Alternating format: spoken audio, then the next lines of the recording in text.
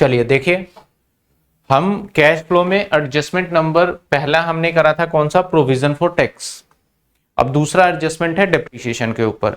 अब डेप्रीशिएशन के अंदर दो तरीके से क्वेश्चन होता है, या तो होता है एक डेप्रीशिएशन या होता है एक प्रोविजन फॉर डेप्रीशिएशन। दोनों में क्या फर्क है वो भी देख लेंगे।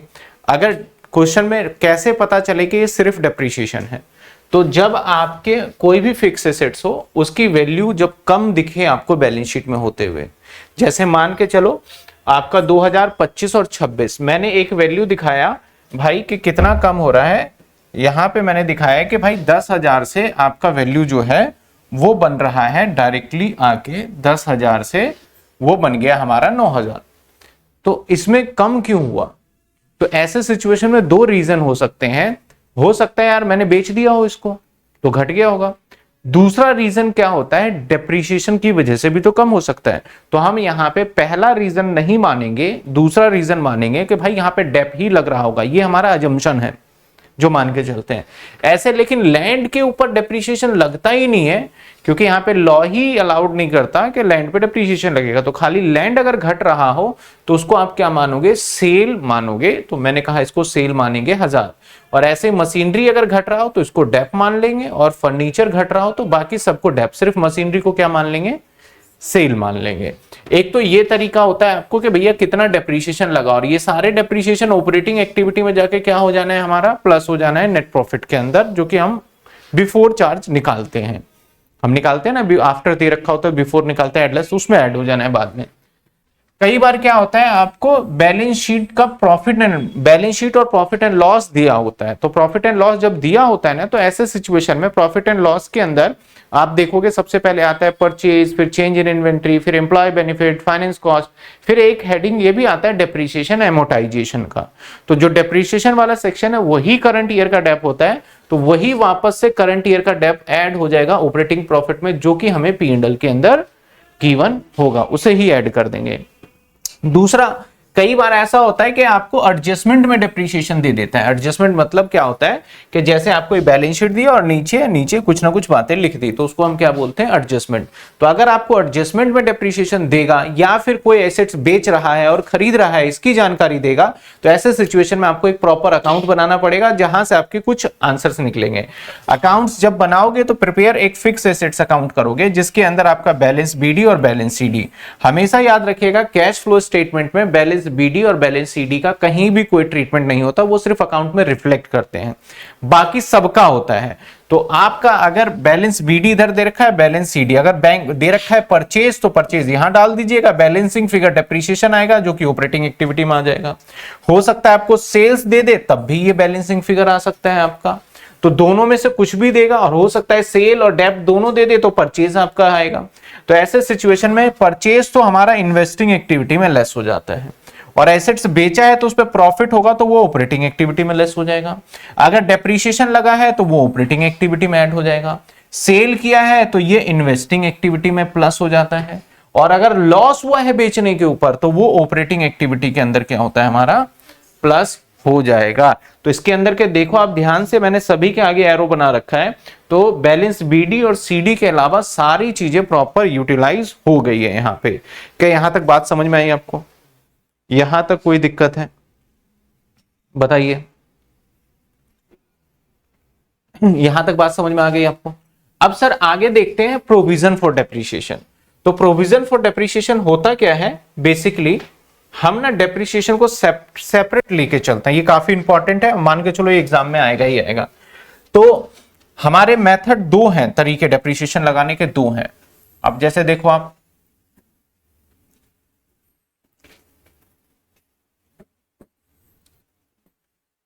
मान लेते हैं बैलेंस शीट ही बना रहा हूं मैं 2 साल का, समझना आप, ठीक है ना। 2000 मैंने बना दिया 22 और 23 और 24, ठीक है। और यहां मैंने फिक्स एसेट्स लिखा, कोई भी फिक्स एसेट्स है, मान लेते हैं 10,000, और डेप्रीशिएशन मान लो 10% है, तो यहां डेप लगेगा कितना, 10%, दैट इज 1000, बचा कितने, 9000। तो यहां पे पहुंच जाएगा ये 9000 फिक्स एसेट्स। और फिर से डेप्रीशिएशन अगर SLM है तो फिर लगा कितने का, 1000 का, और बचा कितना, 8000। और यहां अब फिक्स एसेट्स पहुंच जाएगा कितने, 8,000 रुपए। फिर से लेस डेप्रीशिएशन एसएलएम में बताओ क्या लगेगा, 1,000 लगेगा और ये 7,000। ये सीक्वेंस चलता है हमारा। तो यहां पे अगर मुझसे 2024 में पूछोगे सर करंट ईयर का डेप, तो मैं बोलूंगा 1,000। 23 में पूछोगे तो 23 के हिसाब से। इसी को करने का एक दूसरा तरीका होता है, जिस केस के अंदर हम क्या करते हैं कि हम इसको थोड़ा स्टाइल चेंज कर देते हैं करने का। हम एसेट्स को ना ऐसे नहीं दिखाएंगे डेप्रीशिएशन, हम ऐसे करेंगे कि आपका फिक्स एसेट्स तो यहां रख रहे हैं हम 10,000 रुपए, लेकिन इस पे चार्ज होने वाला डेप हम इधर रखेंगे 1,000। अगले साल हमारा फिक्स एसेट्स फिर से आएगा 10,000 और जो डेप्रीशिएशन है ये 1,000 पुराने वाला होगा, तो उसको हम बोल देंगे पीएफडी, प्रोविजन फॉर डेप्रीशिएशन 1,000, और इसमें ऐड हो जाएगा करंट ईयर का, दैट इज आपका 1,000। तो यहां पे आ जाएगा आपका 2,000। अल्टीमेटली दूसरे साल में आप इंपैक्ट टोटल मिला के देखते हैं तो क्या आता है, यहां पे कितना 8,000, और यहां पे भी देखोगे माइनस प्लस करोगे तो क्या रिजल्ट आ रहा है आपको 8,000 ही आ रहा है। 2024 में देखोगे तो फिक्स एसेट्स फिर से हमारा आएगा 10,000 और यहां पे पीएफडी पता है क्या लूंगा मैं 2,000, क्योंकि पुराने हो गए ये, और करंट ईयर का फिर इसमें डेप्रीशिएशन ऐड हो जाएगा कितना 1,000। तो टोटल कितने हो गए ये 3,000 हो गए। कितने हो गए टोटल ये 3,000 हो गया। यहां तक बात समझ में आ रही है आपको? टोटल क्या हो गया हमारा ये 3,000 हो गया। तो दोनों का मतलब एक है, यहां पे भी 7,000 रिफ्लेक्ट हो रहा है और यहां पे भी कितने रिफ्लेक्ट हो रहे हैं हमारे 7,000 ही रिफ्लेक्ट हो रहे हैं यहां पे टोटल मिला के। तो अब जो हम सीखेंगे ये वाला पॉइंट सीखने वाले हैं कि ऐसे ऐसे डेप लगेगा। अब मान लो ये भी पीएफडी है और ये भी क्या है हमारा डेप्रीशिएशन पिछले साल का, या फिर मान लेते हैं कि पीएफडी है। तो जब 2 साल के पीएफडी, इसको भी पीएफडी माने, तो 2 साल के पीएफडी का जो डिफरेंस आएगा वो कितना आएगा, तो वो 1,000 हमेशा करंट ईयर का डेप होगा। मैं आपको 1 साल का पीएफडी दूं और अगले साल का पीएफडी दूं, तो अगले साल वाला जो पीएफडी बनेगा वो कैसे होगा, करंट ईयर का डेप को जोड़ के बनेगा। समझो पहले 1,000 था तो अगले साल का पीएफडी कैसे बना, करंट ईयर को जोड़ के, उससे अगले साल का कैसे बना, करंट ईयर को जोड़ते जाते हैं बनते जाते हैं। तो 2 साल के पीएफडी के डिफरेंस ले लो तो वो क्या होगा, करंट ईयर का हमारा डेप्रीशिएशन होगा। ठीक है ना? तो इसी को देखते हैं कि जब इस प्रोसेस से आपको डेप्रीशिएशन देगा तो ये हमेशा आपको बैलेंस शीट के लायबिलिटी में मिलेगा, या फिर वो ऐसे करेंगे फिक्स एसेट्स में से माइनस करके दिखा देंगे। तो ऐसे सिचुएशन में आपका 2 ऑप्शंस हो सकता है प्रोविजन फॉर डेप्रीशिएशन के केस में। मे भी पॉसिबल है कि आपको सिर्फ और सिर्फ बैलेंस शीट में गिवन हो। अब सिर्फ बैलेंस शीट में गिवन होगा, जैसे किस टाइप से गिवन होगा, तो मैं वो एक पॉइंट बता दूं यहां, जैसे गिवन किस टाइप से होगा वो बता देता हूं।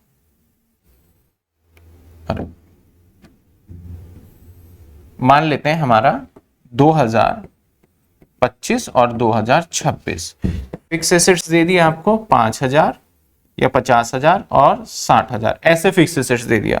यहां पे दे दिया पीएफडी, इसी में से लेस करके दे देंगे वो, दैट इज पीएफडी आपका हो गया 5,000 एंड ये 6,000, ऐसे करके हो गया। ठीक है, और ऐसे ब्रैकेट में लेस करके देके और एसेट्स आपको दे देंगे ये 45,000 और ये दे देंगे 54,000, इस तरीके से।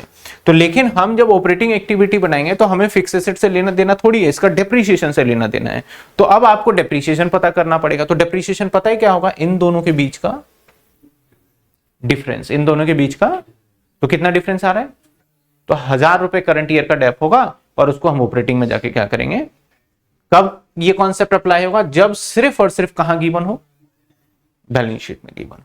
तो हम क्या करेंगे, difference of provision treated as a current year.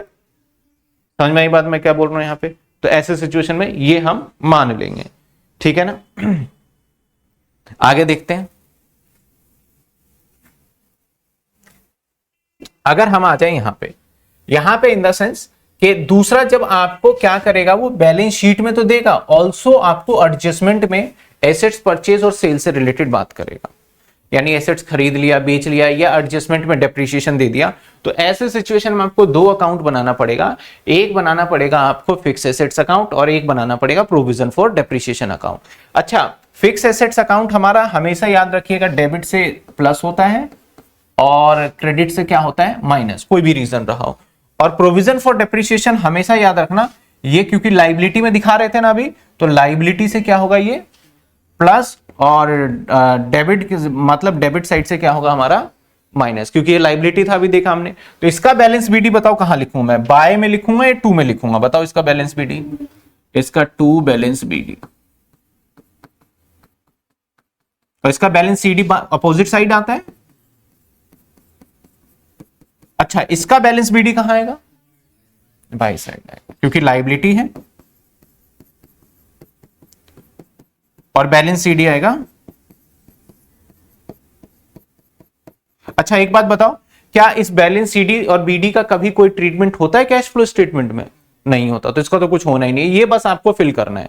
अगर आपने इतना काम कर लिया तो काम बड़ा आसान हो जाएगा। कुछ बातें मैं यहां पे लिखूंगा जिसको ध्यान देना है। अब देखो, करंट ईयर का जब भी डेप होगा तो बाय साइड में डेप होगा प्रॉफिट एंड लॉस से डेप्रीशिएशन। ये डेप्रीशिएशन जो यहां निकलेगा, ये वाला करंट ईयर का निकलेगा, और ये वाला डेप्रीशिएशन करंट ईयर का क्या होगा? ऑपरेटिंग एक्टिविटी में जाके प्लस हो जाएगा। समझ रहे हो बात? अब यहां पे एक काम करना है, कई बार कोई एसेट्स आपने बेच दिया, कोई एसेट्स आपने, और आप ध्यान से देखो, अगर कोई एसेट्स बेचा नहीं है तो दोनों का डिफरेंस ही तो ये होगा, डिफरेंस ही है, जो कि मैंने यहां डायरेक्ट बता दिया, यहां पे अकाउंट में मैं बता रहा हूं।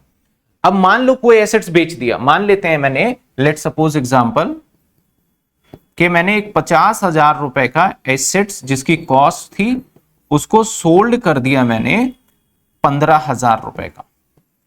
तो अगर ऐसे मैं पूछूं आपसे, बताओ प्रॉफिट होगा या लॉस होगा, तो आपका झट से आंसर आएगा कि सर 50,000 का सामान अगर आप 15,000 का बेचोगे तो 35,000 का लॉस है। लेकिन एक चीज ध्यान रखो, ये 50,000 की कॉस्ट है, मैंने ये तो बताया ही नहीं कि इसको कितने साल यूज करके बेचा। तो मैंने कहा कि भैया जितना भी यूज किया हो, इसके ऊपर जो डेप्रीशिएशन लग चुका था वो 20,000 रुपए का डेप लग चुका था, यानी इसके ऊपर का पीएफडी जो था, एक्यूमुलेटेड डेप्रीशिएशन जो था, वो कितना था? 20,000। इसी को हम एक्यूमुलेटेड डेप्रीशिएशन भी कहते हैं।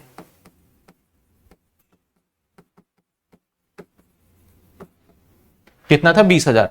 तो यानी जो एक 50,000 का एसेट्स खरीदा, उसके ऊपर 20,000 का डेप लग गया, तो बचा कितने का हमारा एसेट्स को? 30। अब यहां से कंपैरिजन चालू होगा, यानी 30 का सामान कितने का बेचा, तो अब लॉस आप बोलोगे सर कितने का हो गया? 15 का। ऐसे निकालना होगा आपको इस वाले केस के अंदर। हम बहुत सारे छोटे छोटे एग्जांपल करेंगे इसके। तो अब यहां पे देखा जाए तो आपका पीएफडी जो एसेट्स बिका है वो, तो जो एसेट्स बिका है ना उसका डेप यहां पे आ जाएगा, किस नाम से? फिक्स एसेट्स के नाम से यहां पे आ जाएगा डेप्रीशिएशन। जो एसेट्स बिका है, जो एसेट सोल्ड हुआ है, उसका डेप्रीशिएशन। ठीक है, और ये फिर कहां पहुंच जाएगा? ये पहुंच जाएगा आपका, क्योंकि एड्रेस क्या दिया है मैंने इसको भाई, इसको एड्रेस दिया है मैंने टू पीएफडी में से आ जाएगा 2000। ये देखो, अगर आपने इतना काम कर लिया, काम खत्म दोनों अकाउंट में से। अब यहां से आपका बैलेंसिंग फिगर कुछ भी नहीं आएगा, ये मैच हो जाएगा, ये क्या हो जाएगा आपका? मैच। इसमें से अब हमेशा याद रखना दो चीजें, पहला बताया था कैश फ्लो में बैलेंस बीडी और बैलेंस सीडी का कोई यूज नहीं होता। दूसरा पॉइंट, अगर एक आइटम एक अकाउंट से दूसरे अकाउंट में स्विच हो रहा हो तो उसका भी कोई यूज नहीं होता। जैसे ये वाला स्विच यहां से यहां हो गया, इस अमाउंट का कोई भी यूज नहीं होगा कैश फ्लो में। तो यूज, अब अगर आप ध्यान से देखो तो यार बैलेंस बीडी का और बैलेंस सीडी का, बैलेंस बीडी का और बैलेंस सीडी का यूज ही नहीं होना है कैश फ्लो में, जो स्विच हुआ उसका भी यूज होना है। तो अकेला क्या बच गया हमारा? ये डेप्रीशिएशन, ये बस ऑपरेटिंग एक्टिविटी में ऐड हो जाएगा। इसके बाद जो एसेट्स जितने का भी बिका है, अगर जितने का भी बिका है, मैं 2 लिख दिया मैंने यहां पे बाय होगा, जितने का भी बैंक से आप उसे बेच दो, जितने का भी बिका है उसके एसेट्स पे बेचोगे तो क्या होगा? या तो प्रॉफिट एंड लॉस से क्या हो जाएगा? आपको लॉस हो जाएगा, लॉस इधर दिखा दो। अगर आपने एसेट्स खरीदा है तो बैंक से इस साइड में क्या करोगे? आप परचेज कर लोगे, और अगर प्रॉफिट हुआ होगा इस पे तो इधर से पी एंड एल से आपका प्रॉफिट आ जाएगा इस साइड में। समझे की बात? नहीं समझे? ठीक है। अब सर बाकी का तो यूज होना है, तो ध्यान देना, ये वाला चला जाता है हमारा इन्वेस्टिंग एक्टिविटी में, क्या हो जाता है सर? माइनस। ये वाला चला जाता है सर ऑपरेटिंग एक्टिविटी में, क्या हो जाता है सर? माइनस। ये वाला चला जाता है सर इन्वेस्टिंग एक्टिविटी में, क्या हो जाता है? प्लस। ये वाला चला जाता है सर ऑपरेटिंग एक्टिविटी में, और क्या हो जाता है? प्लस। ठीक है, तो आपको बैलेंस बीडी और बैलेंस सीडी लिखना है। थोड़ा सा टिपिकल लगता है, 11वीं क्लास वाला याद नहीं होगा अभी तक, प्रोविजन फॉर डेप्ट वही है ये, कोई नया नहीं है। अगर 11वीं क्लास वाला प्रोविजन फॉर डेप आपको याद हो, जो कि आपने प्रैक्टिस भी किया है, तो वही है ये, उससे ज्यादा कुछ भी नहीं है। लेकिन जब तक हम इसके ऊपर कुछ क्वेश्चंस, कुछ सवाल नहीं देख लेंगे तो हमें पता ही नहीं चलेगा कि यार एक्चुअल में कैसे करना है, नहीं करना है, चीजें हमें प्रॉपर तरीके से नहीं पता चल पाएगी। समझ रहे हो ना मैं क्या बता रहा हूं? तो आपको पहले इसके ऊपर के क्वेश्चंस प्रैक्टिस करने पड़ेंगे, ऑपरेटिंग एक्टिविटी के 3-4, तब जाके आपको ये वाला प्रॉपर मेथड वगैरह सारी चीजें समझ में आएगा। और या तो आपका ये वाला डेप्रिसिएशन से पॉइंट्स बन सकता है, या फिर आपका इस वाले डेप्रिसिएशन से पॉइंट्स बन सकता है। अगर मैं आपको क्वेश्चन दिखाऊं, सपोज करो कि मैं, आप बोलते हो सर क्वेश्चन दिखा दो, तो जितने भी क्वेश्चंस होंगे लगभग क्वेश्चंस में ये आपको देखने को मिल जाएगा। जो ऑपरेटिंग एक्टिविटी का स्टार्ट होगा, देखो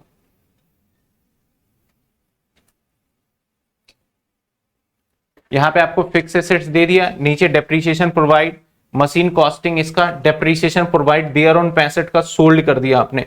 तो इससे रिलेटेड आपका क्या करोगे, करंट एसेट्स दे रखा है, ये प्रोविजन वाला नहीं है, सिंपल वाला बन गया। तो आपको एक एसेट्स बनाना पड़ेगा, क्योंकि यहां एसेट्स भी और उसके ऊपर क्या दे रखा है, डेप्रिसिएशन और बेचा खरीदा है। तो हम जब क्वेश्चन करेंगे, मैं फुल फ्लेज क्वेश्चन देख लूं, हाँ फाइनेंसिंग नहीं, पूरा ही देखेंगे हम।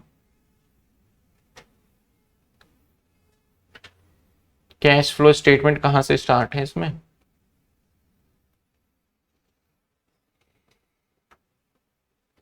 ये रहा।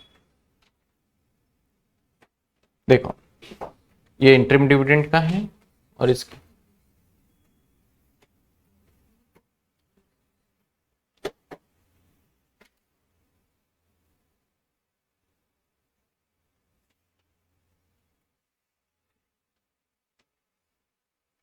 प्रपोज डिविडेंड,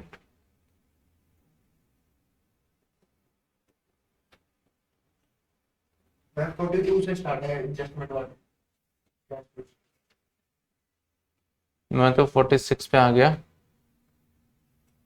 42 से एडजस्टमेंट है इसमें ड्यूरिंग द ईयर, देखो यहाँ पे मिलेगा, देखो मशीनरी दे दिया आपको इसने, इसके नीचे डेप्रिसिएशन दे दिया, और नीचे बोलता है कि मशीनरी हमने कॉस्टिंग, उसके ऊपर डेप्रिसिएशन इतने का बेचा है। तो अभी ये कैसे होगा, प्रोविजन फॉर डेप वाला क्वेश्चन बन गया, और इस सिचुएशन में पूरा अकाउंट बनाना पड़ेगा। तो क्वेश्चन मैं ही कराऊंगा आपको, सिर्फ और सिर्फ एडजस्टमेंट को एक बार नोट करिए, क्वेश्चन तो मैं ही कराऊंगा, तो समझ में आएगा इसको कैसे यूज कर रहे हैं। बंद कैसे हो गया, तो ये वाला हिस्सा, ये वाला नोट करना है क्या आपको, ये तो नोट करना ही, खैर लास्ट क्लास में कर लिया था। इसमें से कुछ मैंने चेंज तो किया नहीं, वही है। ये वाले पार्ट में थोड़ा सा ये पार्ट ऐड ऑन किया है, तो इसको नोट, पूरे को ही नोट करना है वैसे, तो नोट करिए इसको।